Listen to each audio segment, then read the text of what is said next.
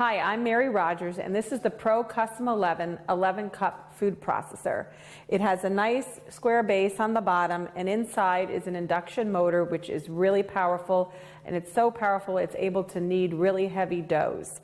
It has a BPA-free work bowl, and it has a large feed tube, which is expandable, and you can also lock it when you're not using it for slicing and shredding.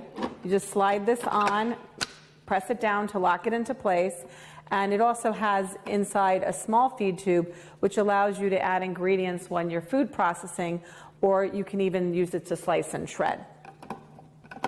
So that's your small food pusher. The way you activate the food processor, it has paddle controls. You just press the on button and it runs continuously. Press the off button and it will stop. You can also use this button to pulse intermittently.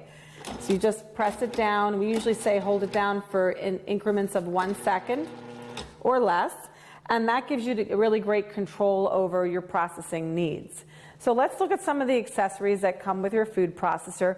First, you have your S blade or chopping blade. Always hold it by the plastic hub.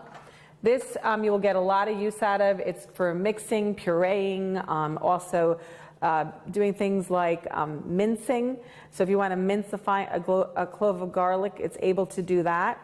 The next item is your dough blade. This is used for any amounts of dough over 3 cups. If you're using less than 3 cups, say if you're doing pie crust, use your S blade. This dough blade is meant to be used for pizza dough, bread dough, any type of yeast-based doughs.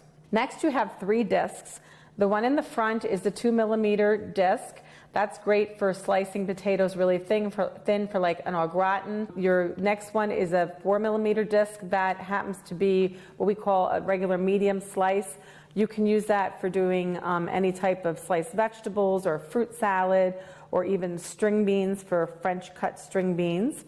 And the last item here, which is your disc, is your shredding disc. Use this for shredding any kind of cheese, like for pizzas or any needs like that. To use your disc, you use your stem adapter and you line up the arrow on the disc with the stem adapter. You hold it down and twist it to get it in the right place. Always put your disc on a countertop, make sure it's on a flat surface when you're mounting your stem adapter.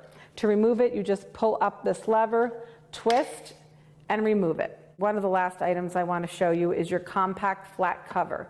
This comes in really handy when you're doing tasks that are really confined to the bottom of the work bowl. So that would be chopping, mixing, pureeing, doing any type of bread dough. Make sure that your Cuisinart logo is in the front. You put it down, you twist it to lock it into place.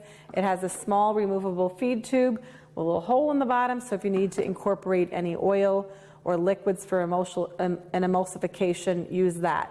To remove it, you just twist it, turn it, lift it, and remove it. The last item here is your spatula, which comes with your food processor. Use the flat edge around the work bowl, and that's how you scrape down the sides to make sure you incorporate everything that you need to incorporate. And then also, the food processor comes with a how-to DVD. Make sure you watch it because it'll give you some great tips and recipe demonstrations that'll give you ideas on how to get the most out of your food processor. So with that, today, I'm going to show you something that I like to make for the holidays.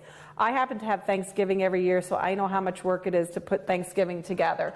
And this is a really quick and easy, no-cook cranberry relish. First, we're going to put in our S blade, because we're going to do some chopping, and we're going to put in the sugar, along with our orange zest. And this is a really cool way to do this. You just put on the lid. I'm actually going to use the flat cover today, so you can see how that gets used. So we're just going to pulse. It says for like 45 seconds, but we're going to just, now I'm going to put it on until I see the peel being totally incorporated. And see how beautiful orange that turned? And the next thing I'm going to do is I'm going to add the rest of the ingredients. I'm going to add the cranberries. Now these happen to be frozen. Just want to get those in.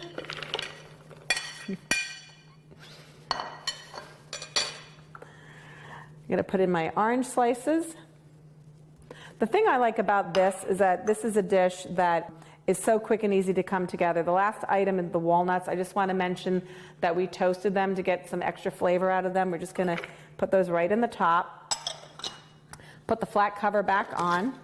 Twist it and turn it to lock it into place. And then we're just going to pulse.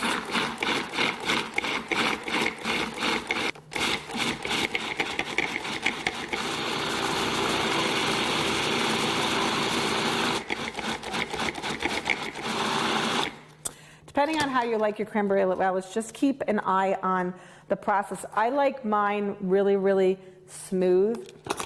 But let me show you this. I'm just going to show you how consistently this came out. Look what a beautiful cranberry relish we made in minutes. And I have to tell you, when I do Thanksgiving, you're cooking for days. So if you can put together something like this just in seconds, and you have a beautiful fresh cranberry sauce with, you know, a nutty flavor and a little citrus on it, it couldn't be easier to help you in the kitchen by having a great food processor at your side.